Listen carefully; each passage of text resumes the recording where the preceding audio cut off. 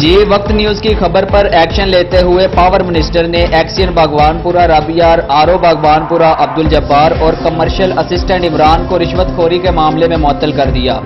इन पर इल्जाम यह था कि जितने भी साइल बिल ठीक करवाने के लिए आ रहे थे, उनका बिल जमा करवाने के लिए जो प्राइवेट बंदे